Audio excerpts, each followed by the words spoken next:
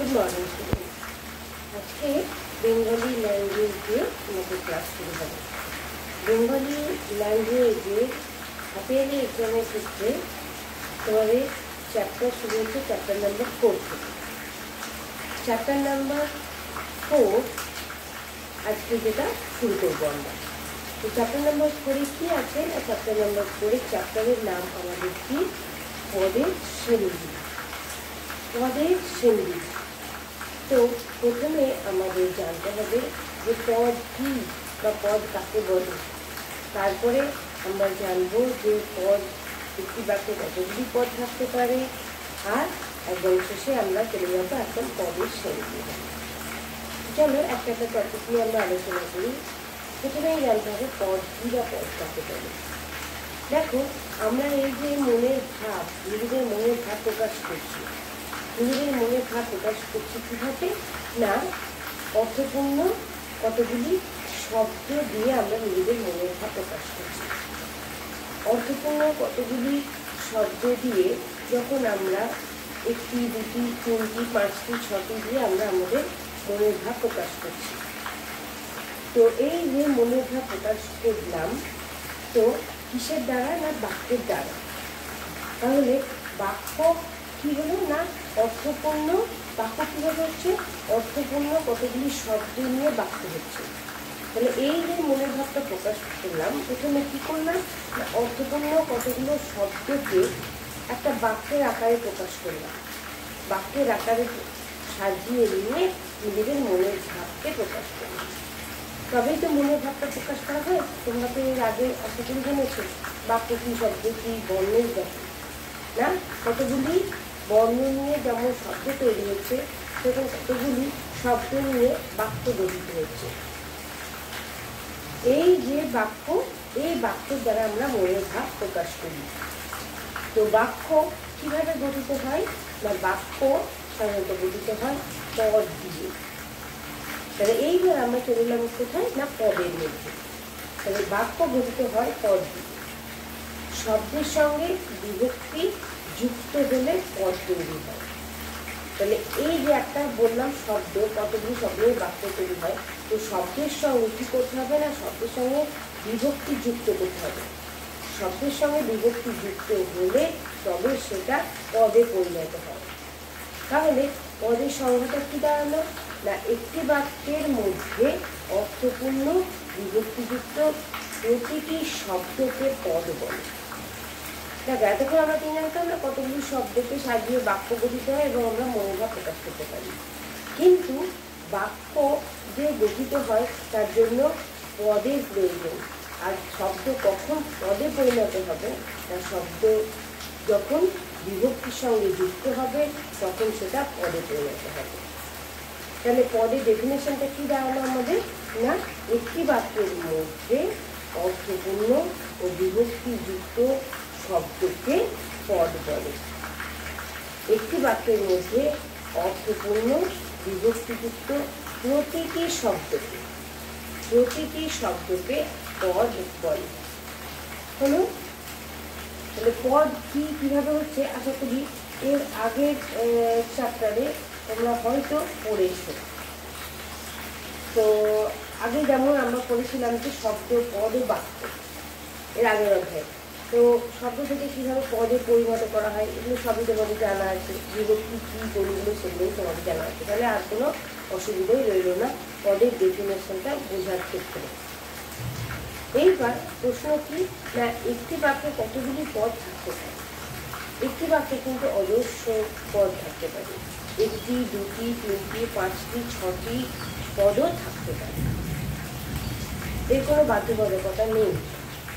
এখন ডিপেন্ড করছে কতগুলো পদ, একটি বাক্যের মধ্যে কতগুলো পদ থাকবে সেটা ডিপেন্ড করছে লেখকের ইচ্ছের উপর। লেখকের ইচ্ছে অনুযায়ী পদ, একটি বাক্যে কতগুলি পদ আছে সেটা বোঝা যায় বা আমরা গুনে নিতে পারি। তাহলে একটি বাক্যে যেমন সবচেয়ে কম একটি মাত্র পদ থাকতে পারে, সেরকম 5টি 6টিও পদ থাকতে পারে। যেমন একটা উদাহরণ দিয়ে বোঝা যায় যে এসো। দেখো, এসো একটা পদ হয়ে গেল। এসো একটা যেমন পদ হলে, কিন্তু আমরা কীভাবে বলি না তুমি এসো বা আপনি আসুন, এরকম বলি, তাই তো? তাহলে এসো এই পদটির ক্ষেত্রে একটি পদ বলা যাবে না, এখানে দুটি পদ আছে। কেন, কীভাবে হবে দুটি পদ? না, তুমি যে কথাটি এটি উজ্জ্ব আছে। আমরা তো কাউকে যদি ঘরে আসতে বলি তাহলে বলি তো যে আপনি আসুন বা তুমি এসো। তাহলে তুমি এই যে পদটি, এই পদটি এখানে উজ্জ্ব আছে। তারপরে এটা হলো একটি পদের ক্ষেত্রে বা দুটি পদের ক্ষেত্রে। আরেকটি দুটি পদের ক্ষেত্রে যাও, যেমন তাড়াতাড়ি যাও, এখানে দুটি পদ দেখো। আমরা বিদ্যালয়ে যাই, আমরা বিদ্যালয়ে যাই, এখানে সরাসরি আমরা পেয়ে গেলাম তিনটি পদ। উঠকে মরুভূমি জাহাজ বলে, উঠ মরুভূমি জাহাজ বলে, চারটি পদ পেয়ে গেলাম। পাট পশ্চিমবঙ্গের একটি প্রধান ফসল, এখানে যখন কি আমরা পাঁচটি পদ পাচ্ছি। তোমরা চিঠি পেয়ে খুব, তোমার চিঠি পেয়ে খুব ভালো লাগে, তাহলে এখানে আমরা ছটি পেয়ে গেলাম।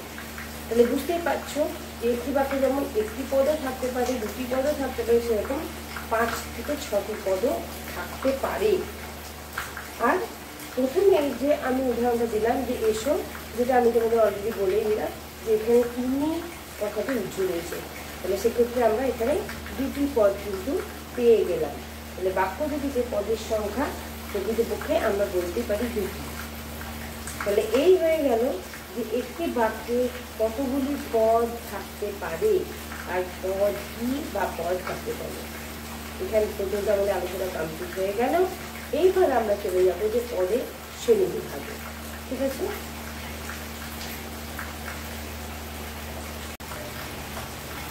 এইবার আমরা চলে যাব পদের শ্রেণী বিভাগে। তো পদকে মোটামুটি 5টি ভাগে ভাগ করা হয়। সেই ভাগগুলি কী কী, এটা খুব ইম্পর্টেন্ট, এটা কিন্তু তোমরা খুব ভালো করে লার্ন করে রাখবে। তাহলে পদকে 5টি ভাগে ভাগ করা হয়। কী কী? তার বিশেষ্য, সর্বনাম, বিশেষণ, ক্রিয়া, অব্যয়। তাহলে পদকে 5টি ভাগে ভাগ করা হয়: বিশেষ্য, সর্বনাম, বিশেষণ, ক্রিয়া ও অব্যয়। এই যে 5টি ভাগ, এখন আমরা কী করবো না, এই 5টি ভাগ কীভাবে হচ্ছে, কীভাবে বুঝবো যে কোন ভাগটা কীভাবে আসছে, অর্থাৎ বিশেষ্য কীভাবে বুঝবো, বিশেষণ কীভাবে বুঝবো ইত্যাদি, অব্যয়, ক্রিয়া ইত্যাদি, এগুলোই বা আমরা কী করে বুঝবো। তো তার জন্য উপায় আছে। যেমন তোমাদের দু একটা উদাহরণ লিখে রাখো যে আমি আর নীলা উঁচু পাহাড়টিতে চলে উঠেছিলাম। তাহলে আমি আর নীলা উঁচু পাহাড়টিতে উঠেছিলাম। তাহলে প্রথমেই তোমাদের কাজ হচ্ছে যে এই উদাহরণটির মধ্যেই বাক্যটির মধ্যে কতগুলি পদ আছে সেটি খুঁজে বের করা। তো আশা করি বুঝতে পেরে গেছে যে পদ কীভাবে আমাদের কাউন্ট করতে হবে। তো এখানে আমরা পদ পেয়ে যাচ্ছি 6টি।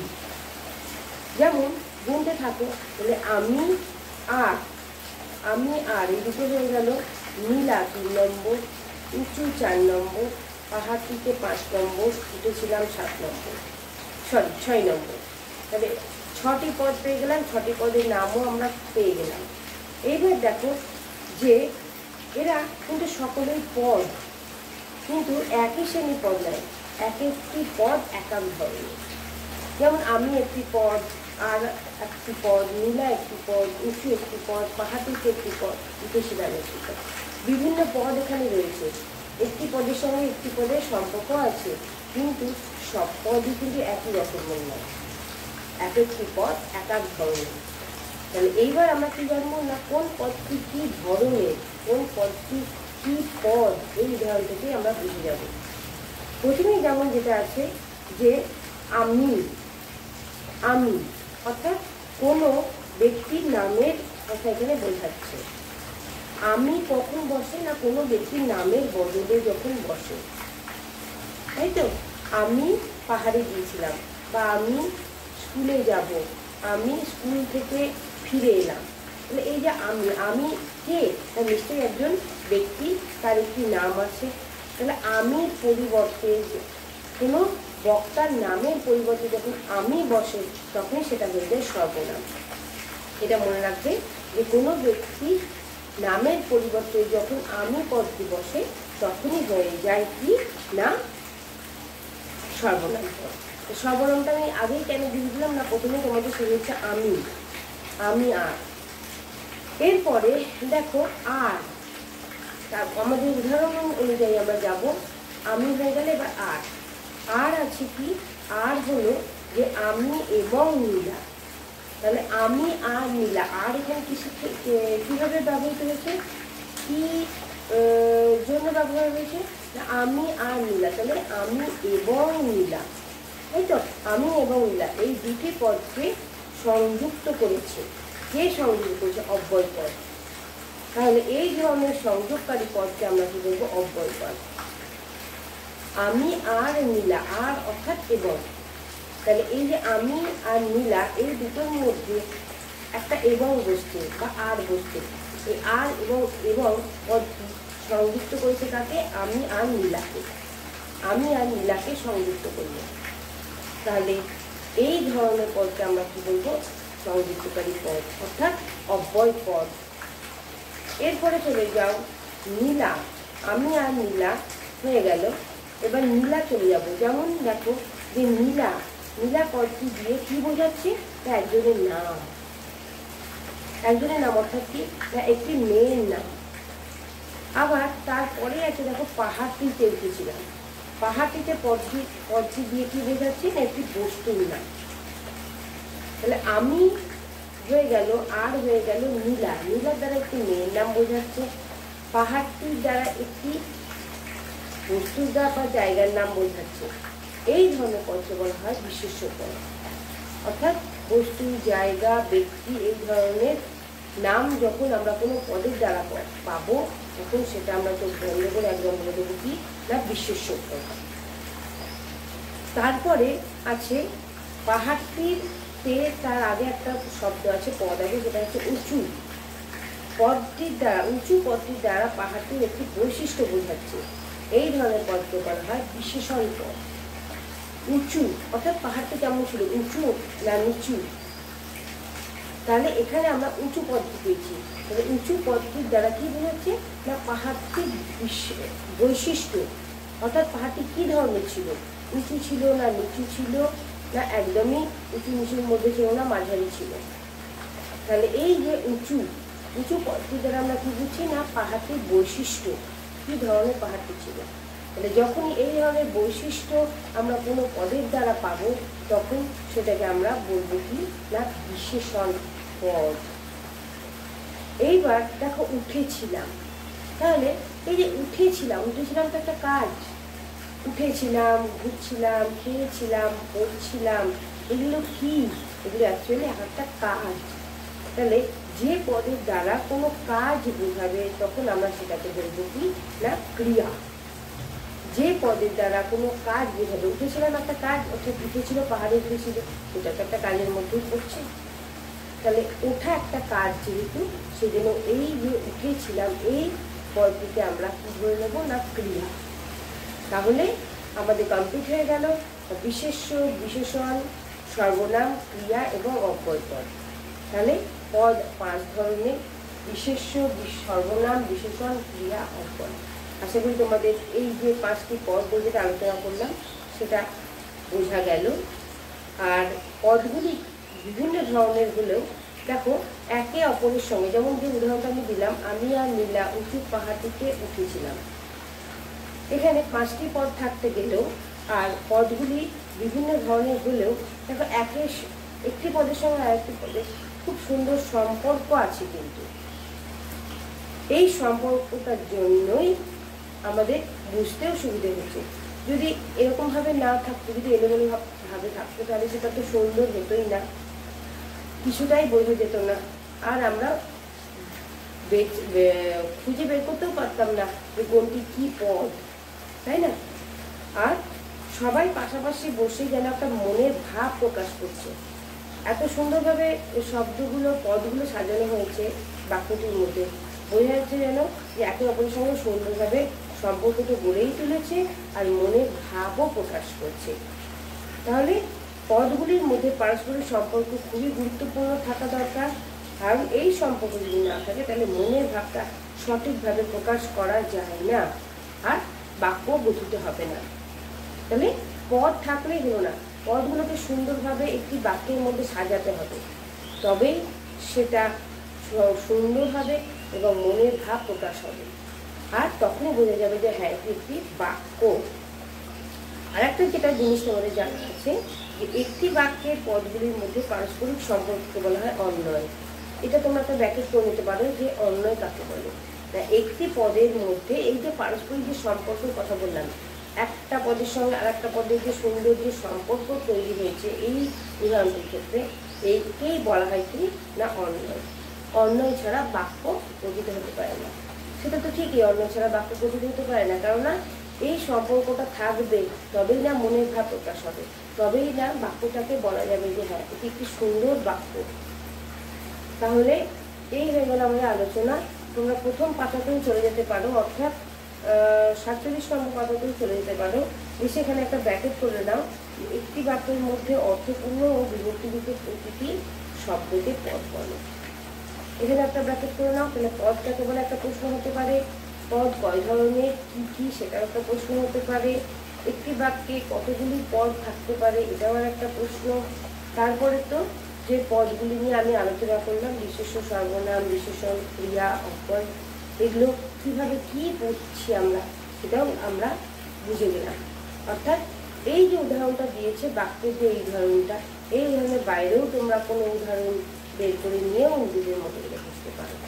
ঠিক আছে, তাহলে আজকে আমাদের ক্লাস এখানে কমপ্লিট হলো। পরের যে লাইভ ক্লাস তোমরা পাবে সেই লাইভ ক্লাসে কিন্তু আমি অবশ্যই পদের এই যে চ্যাপ্টারটা শ্রেণী বিভাগ সম্বন্ধে সব কিছুই কিন্তু প্রশ্ন বিভিন্ন ধরনের করবো, ছোটো ছোটো প্রশ্ন বিভিন্ন ধরনের চ্যাপ্টার থেকে আসতে পারে। তাই আবার বলি চ্যাপ্টারটা কিন্তু খুব ভালো করে পড়বে, তা নাহলে প্রশ্ন কোথা থেকে আসছে কীভাবে আসছে কিছুটাই বোঝা যাবে না। ঠিক আছে, তাহলে আজকে আমাদের ক্লাস